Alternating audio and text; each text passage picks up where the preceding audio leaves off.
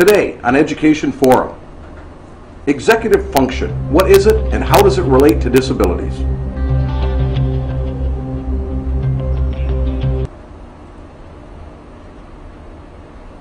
From the studio in the College of Education and Health Professions at Columbus State University in Columbus, Georgia, this is Education Forum with your host, Dr. Jeffrey T. Conklin.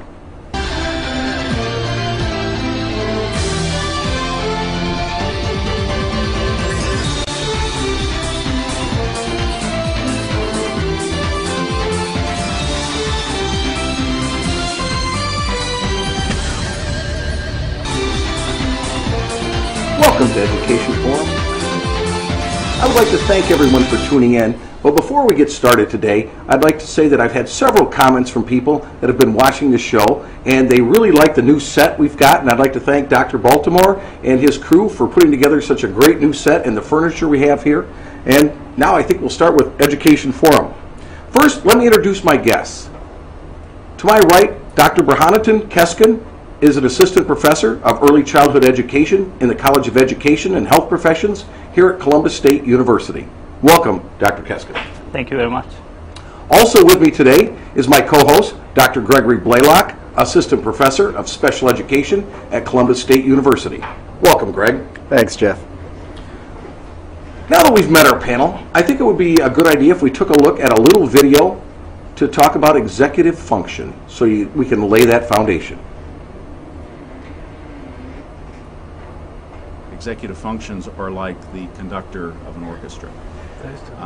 Even though the individual musicians in an orchestra can be very skilled, if they don't have somebody helping them to work together, then it's very difficult for them to sound good together. And in this case, with your brain, if there isn't an executive function conductor, then we can do things that might be very disorganized, scattered, or have a lot of problems with learning.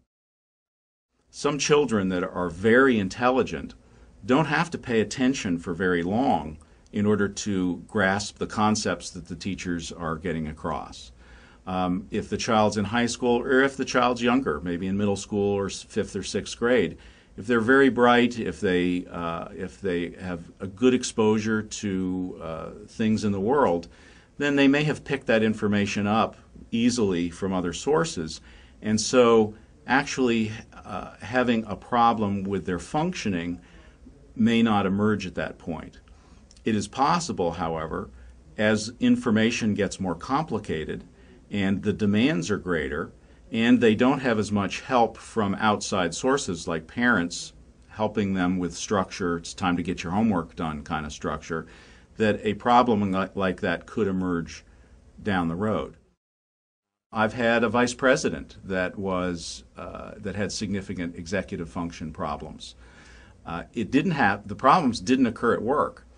He had a secretary, he had an administrative assistant. Those people helped keep him organized. They helped make sure that the materials that he needed for the meeting on the second floor were packed in his briefcase, and that they said, "Time to go now," and he went up and knocked him dead with his materials. This person in a highly paid, well-respected position was a single male in his 30s. He lived by himself in a condo. He got his gas shut off, he got his electricity shut off, and he was unable to keep a bank account because he bounced so many checks. Not because he didn't have the money, but because he didn't organize and keep track of the money. So that sets the stage a little bit. So Burhanattin, can you give us a broader definition of executive function? Sure. Executive function refers to a set of high-level cognitive functions that regulates and control other abilities, such as ability to initiate behavior or ability to stop a behavior, ability to plan a future behavior, or manage your time and other things. Okay, so can you tell us how high-level cognitive functioning and low-level cognitive functioning are and how they're related to executive function? The definition of executive function implies a distinction between high-level cognitive functions versus low-level cognitive functions. When we talk about high-level cognitive functions, we are talking about abilities that involves evaluating and some other type of high-level abilities, such as when you evaluate, you have to monitor the environment and come up with your own conclusion. In the low-level cognitive functions, they are usually referred to skills such as motor skills or auditory or visual sensations. Okay. So the executive function regulates the other lower-level functions. Okay. All right. Now, what about such things as automatic and controlled actions, and how are those related to executive function? Well, if I could jump in, I think, Yeah. you know, in cognitive science, we kind of think about two different types of actions. We've got automatic actions or automated actions, and then we have what we call control actions. And automatic actions are those actions that are habitual in nature. They're things that we do that we don't really even think about doing. For instance, many of us can relate to driving to work in the morning and getting to work and not really realizing how we got there. The drive-in is something that we do so often that it's a habitual thing. During the drive, we're able to multitask. Okay. We're able to do the drive without actually even thinking about it.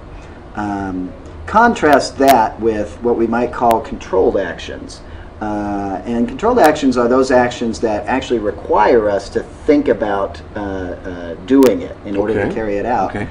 They require some planning. Mm-hmm. They require some flexible thought as we're carrying out the action, some real concentration, if you will. So getting back to our example of driving into work, we can turn that habitual or automatic process or action into a control action if it starts raining very hard on the way in. Or if it starts snowing. Suddenly now what was a leisurely drive becomes a drive where you're concentrating on the road, you're blocking everything out. You might actually turn the radio down so that you can concentrate on your driving and concentrate on where everybody else is on the road. So you're going from an automatic function at that point, or an automatic action, to a controlled one. Absolutely. Where you have to cognitively think about it. Think about it, absolutely. And so when we talk about executive functioning, I think that's more of just a general umbrella term for this for controlled action.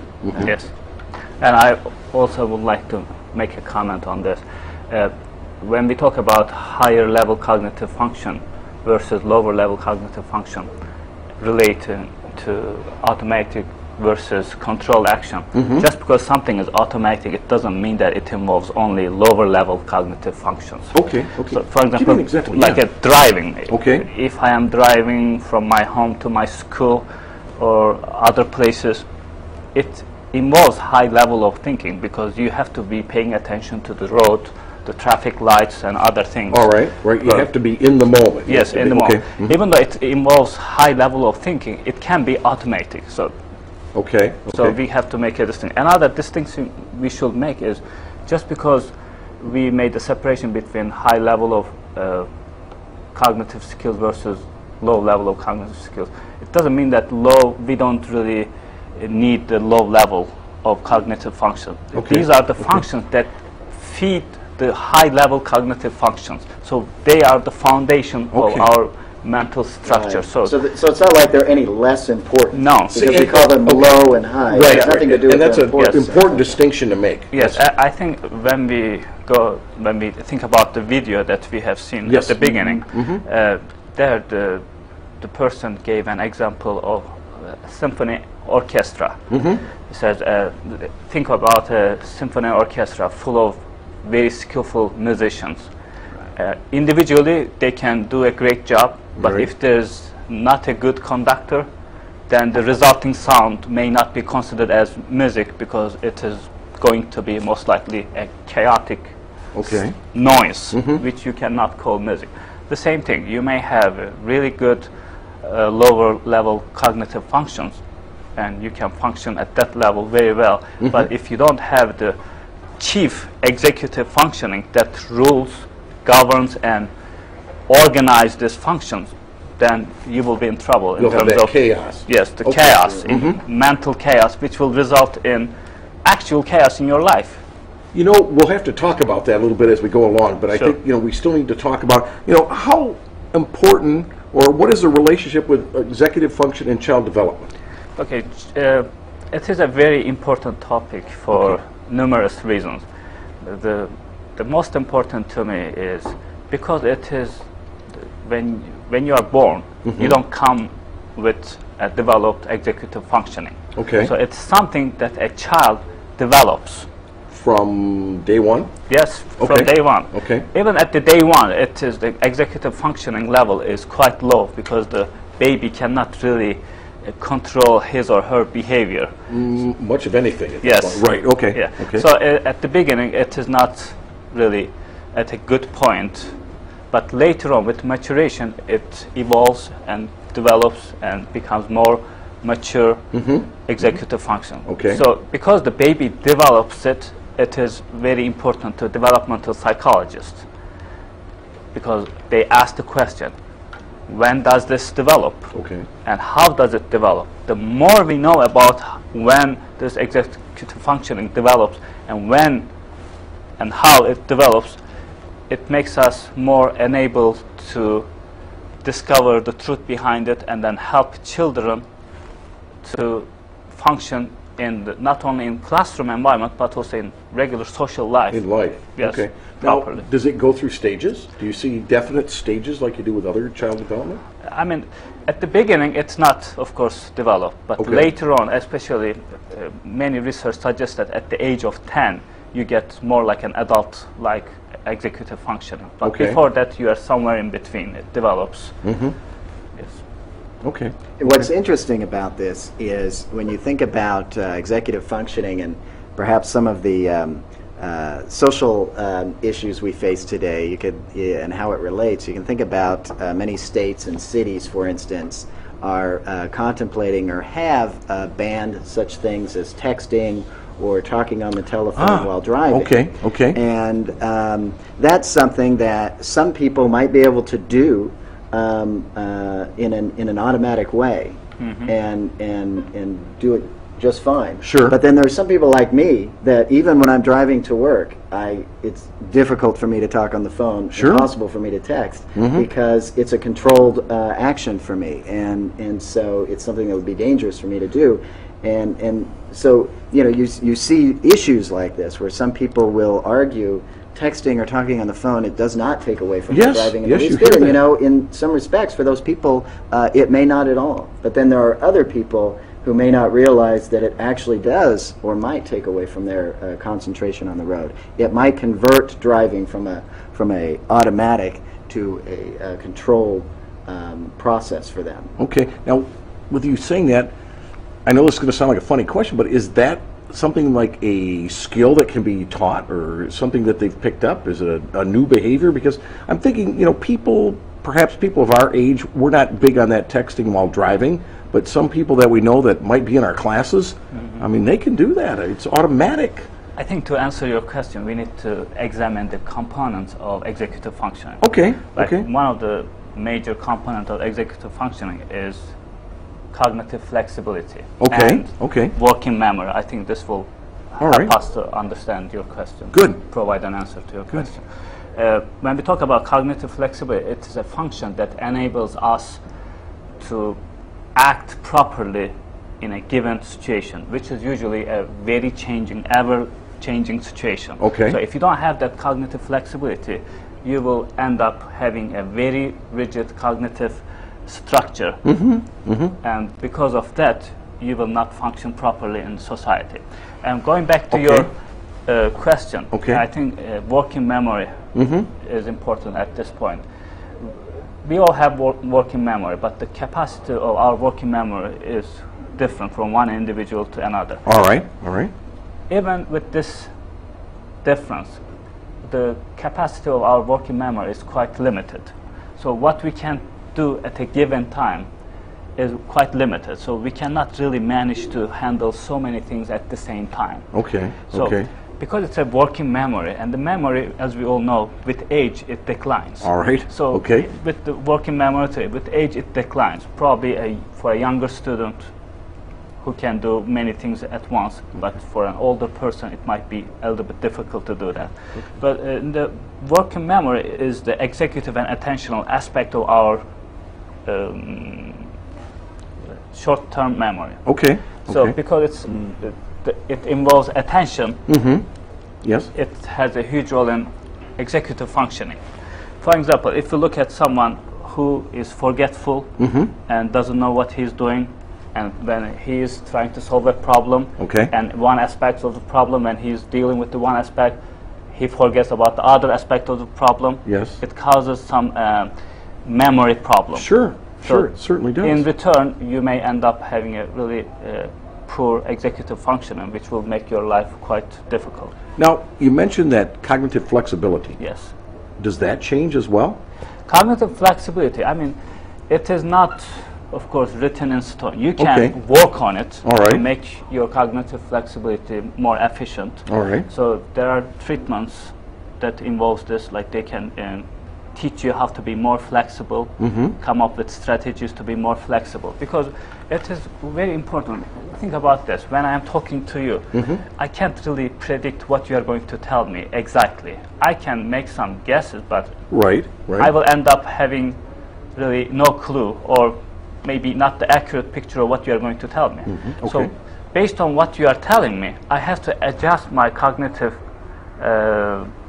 structure, so it will be flexible enough to say, for me to say what I want to say, Okay. plus what I want to say should be based on what you are telling me. Well, So if I ignore what you are going to tell me and just focus on what I am going to tell me, this conversation will not be a really It will- conversation. It's going to be monologue. Right. Yeah, Right. one-way communication. You are saying something and I am saying something, and they won't correspond to each other, and it's not going to be a communication. It's just going to be just A one-way monologue. talk. Yeah, Well, monologue. and we've seen that with some people. Yes, definitely. you know, yeah, if someone who has deficiency in cognitive flexibility, you will see that they will make like arbitrary comments, inappropriate comments when they're talking, or they will say things that is not really related to what's going on. Yes. Out of blue, they will just say something, and they will say, "Okay." And that always confuses us Yes. at the other end, going, Yeah. "Oh, How what's do you happening? respond?" What did I miss?" You know, and again, because of our own cognitive flexibility, Yes. we're looking at that input, going, "What's happening here?" Yes. Okay. It's okay. a very important ability to have. Okay. And especially when we think about the implication of this cognitive flexibility in school setting. Imagine you are giving a mathematical problem to a child, and you want that person to solve the problem. Or you are giving a paper for your student to read. All right. And here, there are several things going on. Just because you gave the paper, it's not the only thing that your working memory is working on. No, it's not. No, it's several things not. going on. There's a lot going on. A lot going on. And if you don't know which stimuli to inhibit, which stimuli to ignore, and which one to focus on, then you are in big trouble. And you we may see not, that. Yes, definitely. You will see like children trying to read. They're actually saying the word, pronouncing the word, Right. but they have no clue of what's going on in the text. No, that's No, true. because what's going on is they are unable to inhibit the stimulus around the reading materials. Like, All for example, right. they are focusing on maybe something else, like the noise of the AC, or The flickering of the lights, or another child. any minor things or other things that's going on in their environment. So Okay. they cannot really Okay. very selective on what to focus on and what not to focus on. So it's because they can't filter all the stimulus, Okay. they end up having a poor understanding of what's going on. Now, when you say that, it brings to mind children that have attention problems, children that have learning disabilities, and also I'm reminded of students that say, well, I have to listen to music when I study. And, you know, then they're attending to several different stimuli. Yes, again, like working memory varies from one person to another. So for an individual, it might be perfect to just listen to music and study. Okay. But if more than a couple things going on, then because it has a limit, you know, you can't force it. Okay. It's a biological limit. You can't Okay. really expand it to an infinite number of things. You can't do it. All right. So it is not plausible to just like so many things going on and then you still study. It's not like physically possible, really. Okay. Because you are pushing your working memory a lot. Working memory, like perceives everything. So Alright. you can't really just have so many things going on at the same time. You have to limit it. But you know, we're in the world today of multitasking. I think this is a good place to take a break. So, why don't we do that and we can come back and we can talk about multitasking. You're watching Education Forum. I'm Jeff Conklin.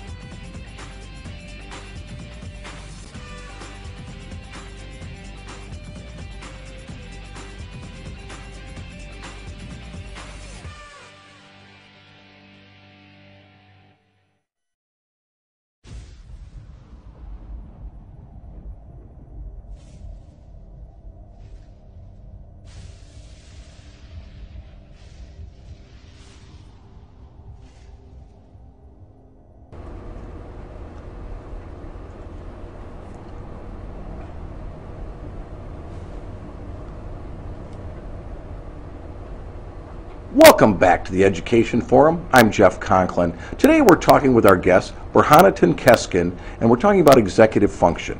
So let's return to our discussion.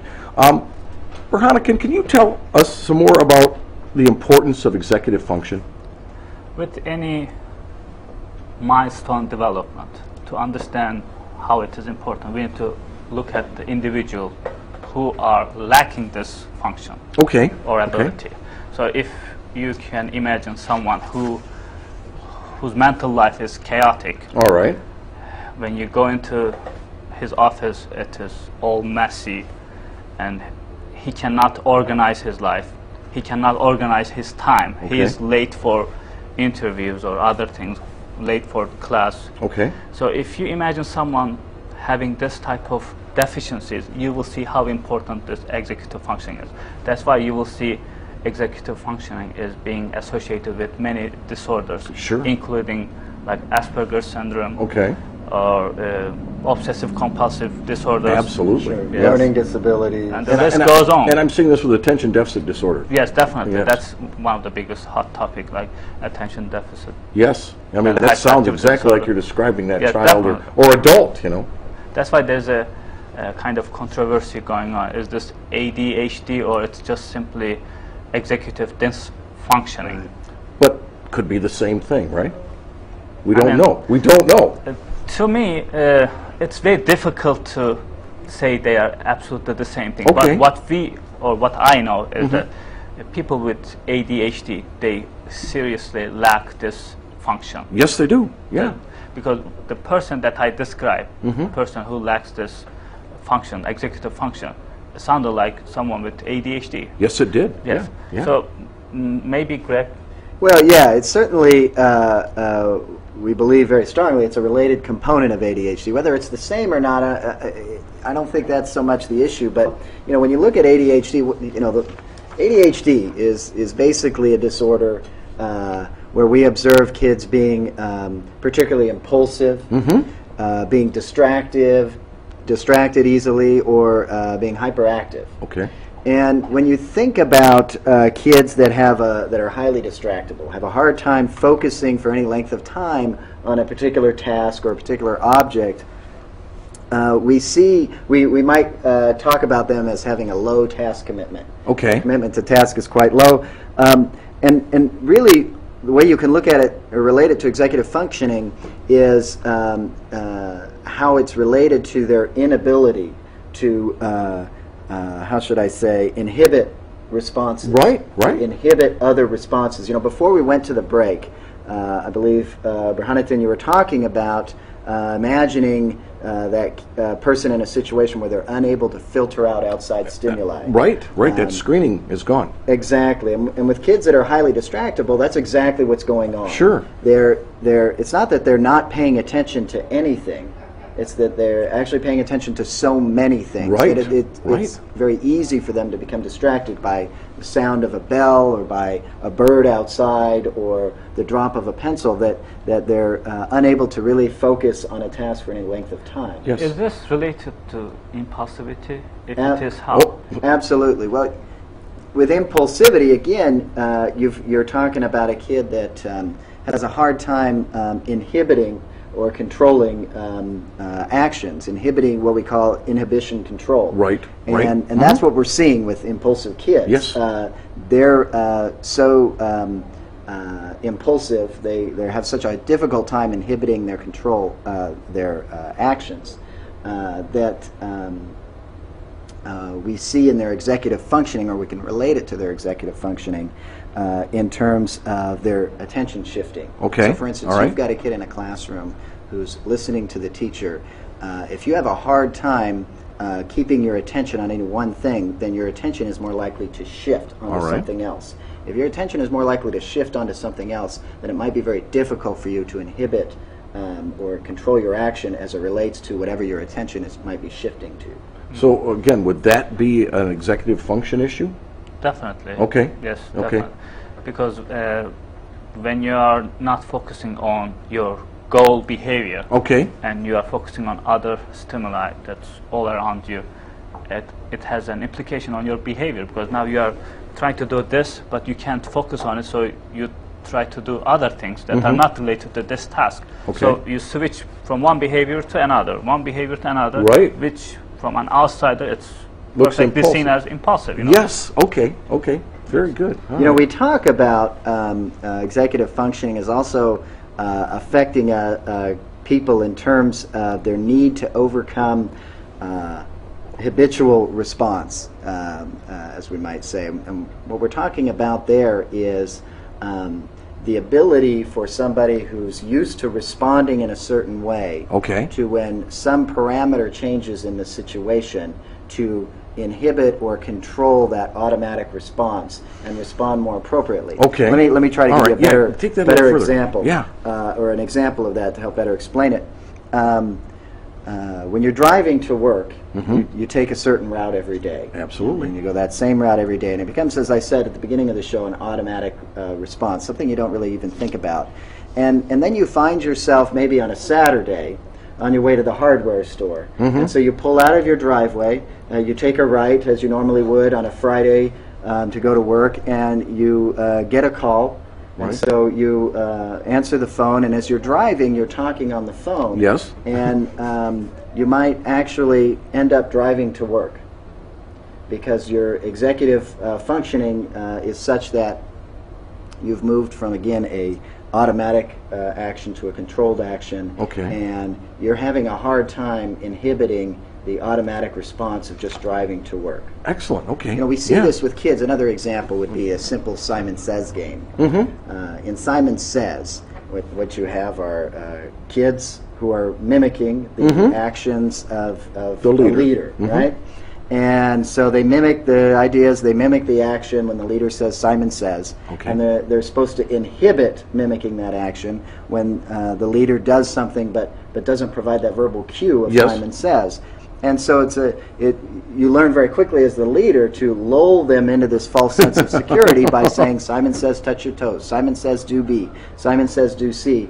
And what happens then is kids who are playing along, start giving the automatic response. The automatic response just mimicking what the leader is saying. They quit listening to the cue of Simon Says. And then suddenly, after saying Simon Says do E, then the leader just does F without saying Simon Says. And half the people might do it. Right, and what you're seeing there then is difficulty overcoming that habitual response of just doing what the leader is doing.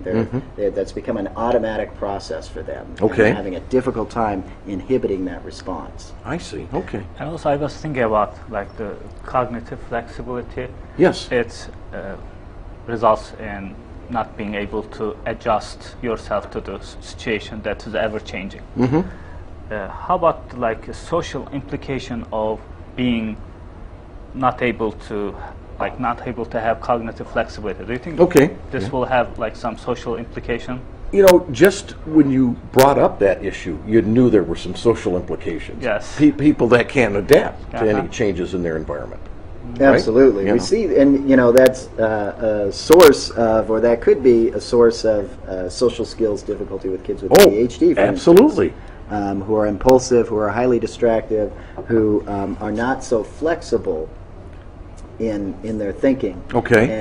And, as Burhanettin, you pointed out, flexibility in thinking has a lot to do with how you interact with someone. When you're going to have a conversation, you might have something planned out in your head in terms of how the conversation is going to go, but then very quickly that could change based on the response of your communication partner or partners. And you have to be flexible enough to change with that conversation to continue to respond in what would be a socially appropriate way. Kids that have a difficult time doing that, kids with ADHD that might have some executive functioning issues. When I say issues, perhaps delays in their development of their executive functioning. Kids with autism who might have delays in the development of their executive functioning might not be as flexible when their communication partner doesn't react the way they had initially planned. And so then their response may become very inappropriate very quickly because their flexibility of thought is not functioning the way it should. Doesn't fit into the situation because they weren't able to anticipate a change. Now, when you mention the whole social skills thing, what it tells me is social skills for most of us are an automatic response. And the kids that do not have social skills, it's something that they have not made part of their automatic response. Is that true? Is that how you would look at it? Or? I think like social skills, when someone lacks this skills, it is again related to cognitive flexibility and working memory too. So when you are in a conversation, again, if you cannot focus on the person who is speaking, then you are going to end up saying what you want to say anyway. So you will end up saying something inappropriate to the conversation. Totally out of the context. So this will turn you into someone with antisocial behavior traits. And another one is the cognitive flexibility. If your mind is arranged in a way that it's not flexible, it's rigid, that means you can perceive things only from a white and black perspective. You may not have a gray area. So you can easily label someone as good or bad, and you may not just and we do see that. Yeah. Oh yeah, we sure do, and that fits in. So that as a result turn you into an antisocial person, because if you see things from only bad or good or just in two-dimensional version, then you can't really have a lot of friends or you can't really function properly. Well, and you certainly couldn't relate to strangers or new people that you met because you wouldn't be equipped to do that. Is there anything that can be done to train people in such things as executive function or? Well, absolutely. An important piece of this, Burhanettin mentioned at the beginning of the show, is the fact that executive functioning is a developmental process. Yes. It's something kids develop over time, kids learn over time, and it's an important reason that we work to understand better executive functioning, because if we understand it better, then we might have a better angle at helping kids develop executive functioning, especially those kids that are atypical in terms of their development. So, but to get back to your question, so with regard to what can be done to help kids develop executive functioning, we do have programs, for instance, social skills training programs, where we teach kids perhaps scripts at first. Yes. Interactional scripts. And then we vary those scripts a bit as they learn to use those scripts and become a little more automatic about it. We vary their communication partners, we vary the responses, and we help them, we talk them through how they might become more flexible in their thought, how they might flex their own responses based on the responses of their communication partners. Sure.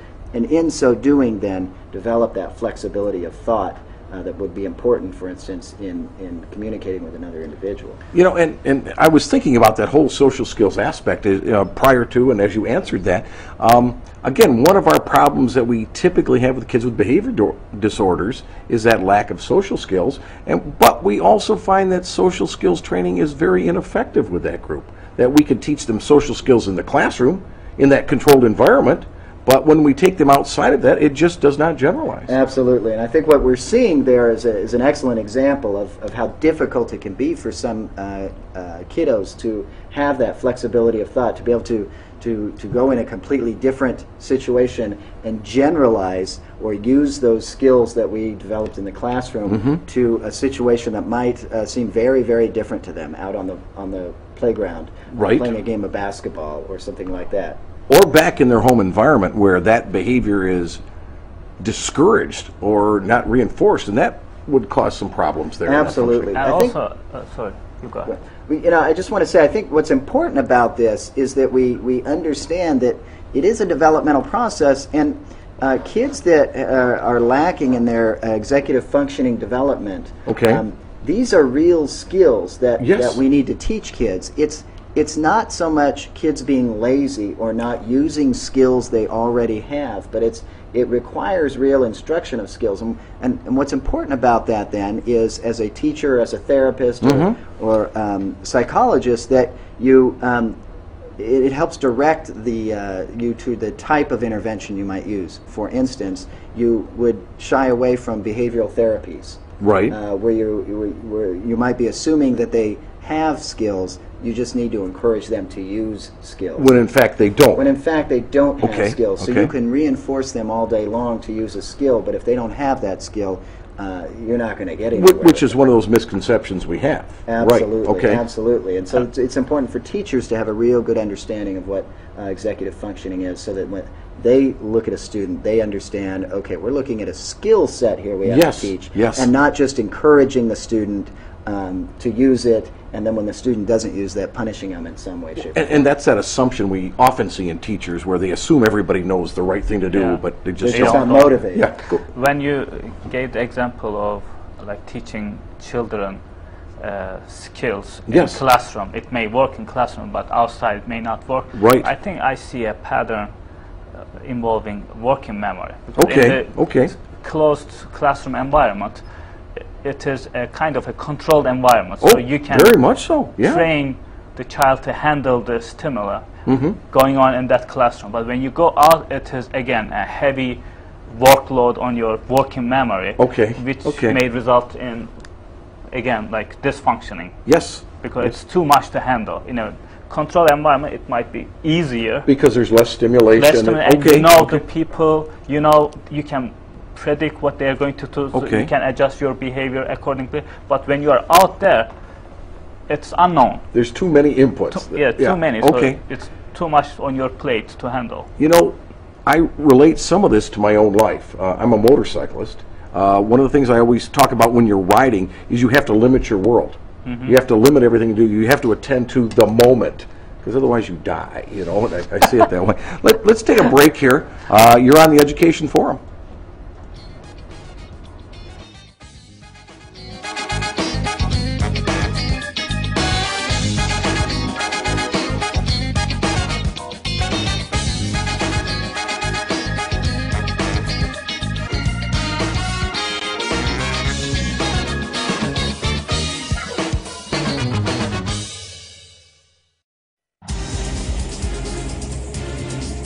Coehptv, brings you programming from the faculty, students, and staff in the College of Education and Health Professions.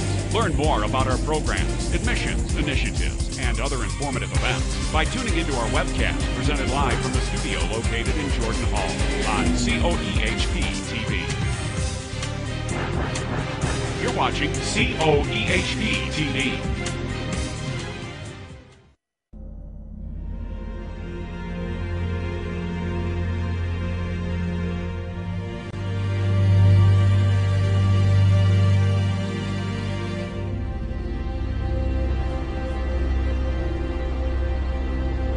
We're back on the Education Forum with my guest, Keskin, and we're talking about executive function.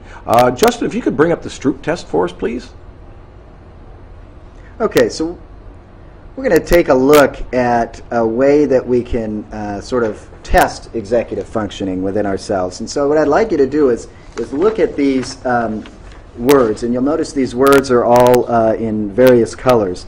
And as you look at them, what I'm going to ask you to do as a viewer is to call the color of the ink in which the word is written as fast as you can. So you're not going to read the word, you're just going to call out the color of the word as fast as you can. So go ahead and just try to do that out loud right now.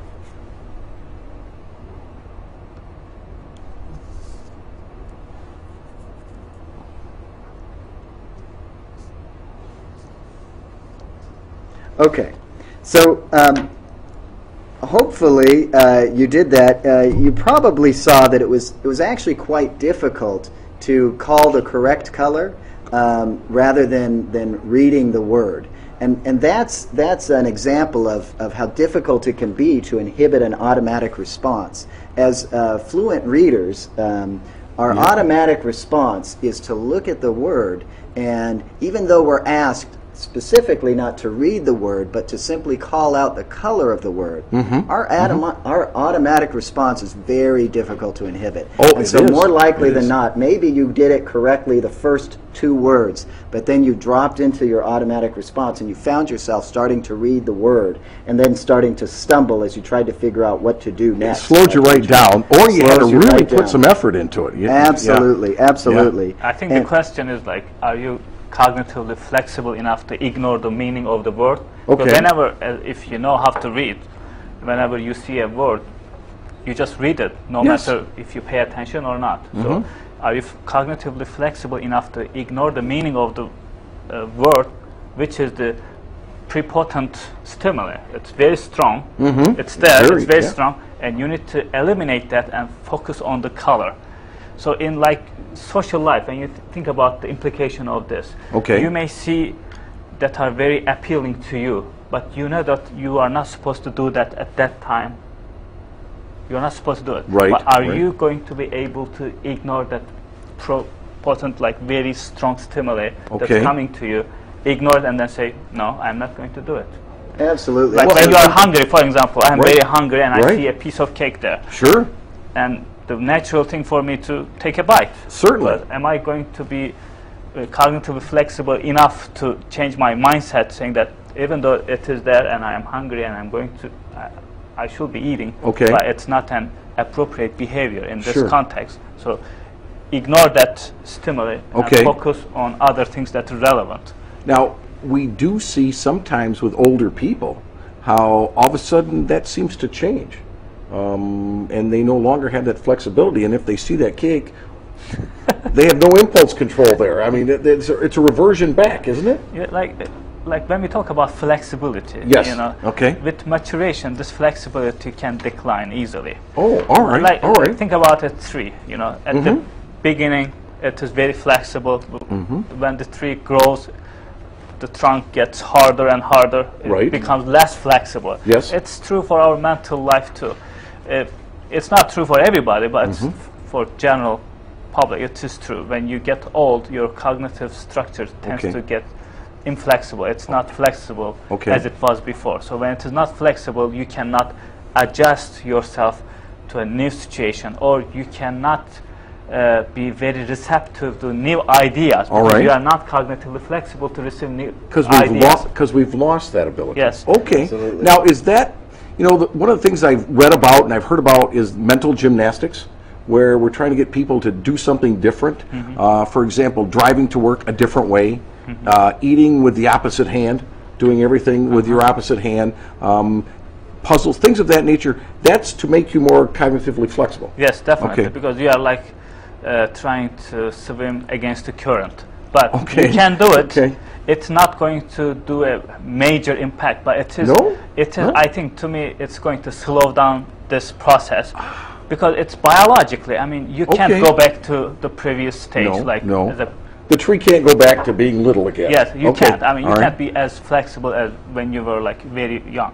But what you can do, you can slow down the process. And what we know now that we can slow down this process, but we cannot eliminate it because with maturation, with getting old, Okay. it's inevitable. So far, what we know. Okay, and that also might explain why when we see older people that have become less flexible, they're more comfortable with sameness. Yes, sameness, even to different ideas. Like if you Yes, tell them a different yes. idea, they're not very into new ideas. No, They just want no. comfort, what they already know. They are not very receptive to new ideas because with age, cognitive flexibility declines. So you can't really adjust to new situation. Because when you are introducing a new idea, Right. that's like a whole world. You need to rearrange your world Like again. the paradigm shift that we keep hearing about. Yeah, this is like you have a lot of things to change, and it is always comforting for us to stick with what we have Oh, versus the other new thing, novel Right, thing right. that requires change. And I also have to add to that. I have to argue that a big piece of what we're talking about is this difficulty with controlling habitual response. Okay, You know, okay. as we grow, as we get older, our experiences help inform us, and we do become creatures of habit. Yes, we And- do. And Yeah. you know, part of that mental gymnastics, whether driving a different way to work. Again, what we're doing, swimming against that tide tide being that very habitual way of acting. Yes. And providing us with some flexibility to try to fight that habitual response that we might have developed as we get older. And you know, It is difficult, but not impossible. now, listening to you guys talk, being older than the two of you, I see that happening with myself, that mental flexibility. All of a sudden I'm saying, sameness is a good thing. yeah, I can assure you that many of us, your colleagues, see that with you, thank you. as Yeah, well, becoming that's much great. more Yeah. inflexible I appreciate as the that, days yeah. go on. Like this show, we're that- going to do the same topic next week because I Absolutely. feel good about it. Yeah, Absolutely, absolutely. comforting. Huh?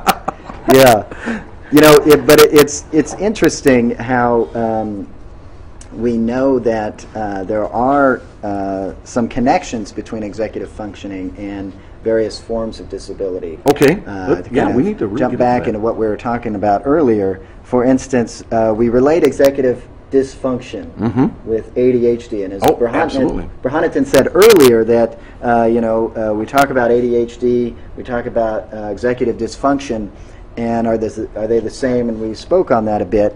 And one of the things we have to keep in mind is we do see with kids with ADHD some evidence of executive dysfunction. We see, sure do. Prefrontal lobes in the brain. We see those prefrontal lobes with differences in terms of how the mylation occurs on the axioms. The axioms being the little The transmitters of electricity that Yes. seem to indicate thought in a brain. We see depletion of neurochemicals such Okay. as dopamine. Right. Major reason that we use Ritalin, for instance, To try stimulate. to treat Yeah. kids with ADHD and different types of medications is we're trying to adjust for different levels of neurotransmitters that Okay. are in the brain. And so we definitely see a link between executive dysfunction and such things as ADHD. How and about disabilities. the association between the executive dysfunction and autism? Can you? Oh, I think that's a good one. Yeah. Well, I think it's an important piece because remember that executive dysfunction, as we've been talking about, deals with flexibility of thought. It deals with working memory. These are things that affect kids not just with ADHD, but we see kids with intellectual disabilities. By definition, kids with intellectual disabilities have a lower, much more difficult for them to remember things. Oh, absolutely. Memory Yeah, it's capacity part is of very the different. disability. Sure. Kids with learning disabilities, we see some inflexibility in thought. We see them having trouble figuring out how to organize themselves. Yes, yes, fits right in. We Yeah. see kids with autism who autism, as we discussed a couple of weeks ago, is a disability that's very firmly related to social interaction or poor social interaction. And as It's we everything, talked about yes. executive dysfunction here, it's that social interaction difficulty that can help define a kid as having autism or an autistic spectrum disorder. Yes. Yeah, I think that's a good explanation. What I also see, though, is the connection with mental illness and with that lack of flexibility in thinking. Yes, definitely. If you see the world black and white, Yes.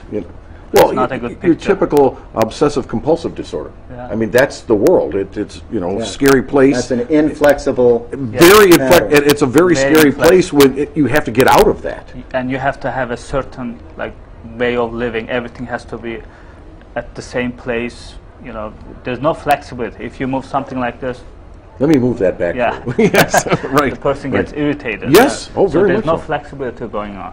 And also going back to the children with autism, Mm-hmm. and I think this cognitive inflexibility plays a huge role in children with autism because they cannot really carry on a conversation. No, they If can't. if you are not flexible cognitively, what you are going to say and what the other person will say will not correspond, and the person will be talking to you and then you will be distracted by other things, and then this cannot be called a regular conversation. No.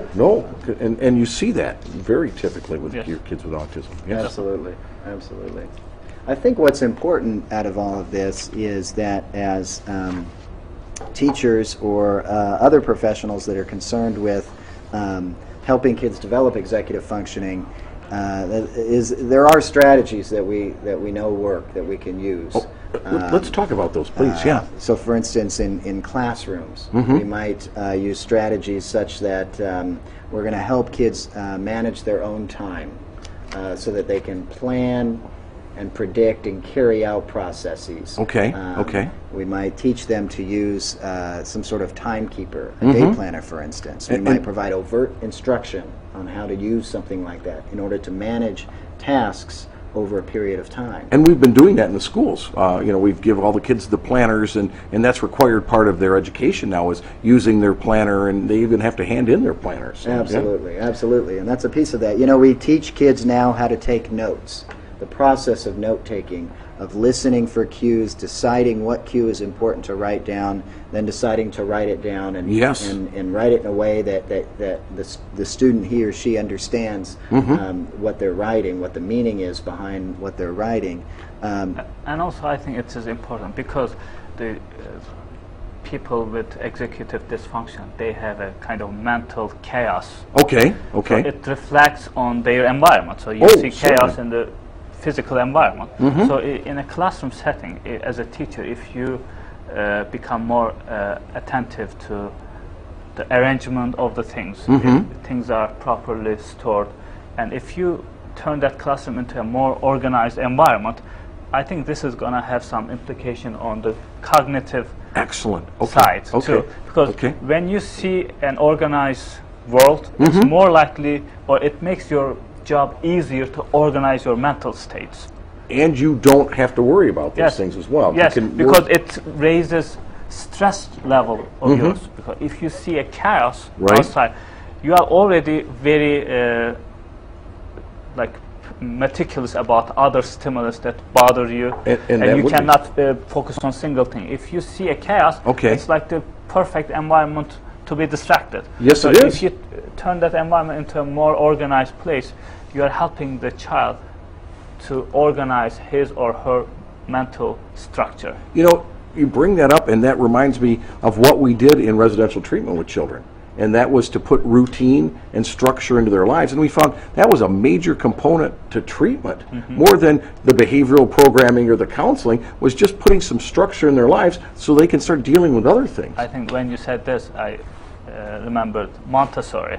When she was working with children with behavioral problems, first thing she did was create a very structured environment. Yes. People criticize her, saying that there's no creativity going on, but we have to think about the children who she was dealing with. Yes, you have exactly. to provide Yeah. a very structured environment so they can manage their physical environment, and as a reflection of that, their mental world. And then they can deal with their mental can world deal 'cause with they it, don't and have they to can deal with move it. on. Yes, Definitely. And that's the exact model that we used, and it was very effective. Very with children. control of error. It just gives you power to be more powerful over your environment. Yes, So when okay. you are powerful over your environment, it's like a standing point for you, and then you can stand from there and then try to organize your mental world. It's like this: when you watch a beautiful view, you Yes. feel like a good feeling inside Yes, of you. okay. But if you look at a clutter, like a very chaotic environment, you don't feel that good. No, you don't. Because a physical environment has an influence on our psychology plus our cognitive structures. Right. So the same thing, if you prepare a nice environment, organized environment, it's definitely going to help you. I agree. I'm afraid we're going to have to stop the conversation here. All right. I would like to thank Burhanettin Keskin for being on the show today, and of course my co-host Greg Blaylock. This is the Education Forum. I'm Jeff Conklin. The Education Forum is a production of the studio in the College of Education and Health Professions at Columbus State University, Columbus, Georgia. Executive producer, Tom Hackett.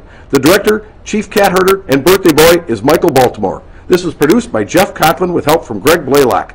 Camera and sound technicians today are Justin Bakuti and Kenneth Grant.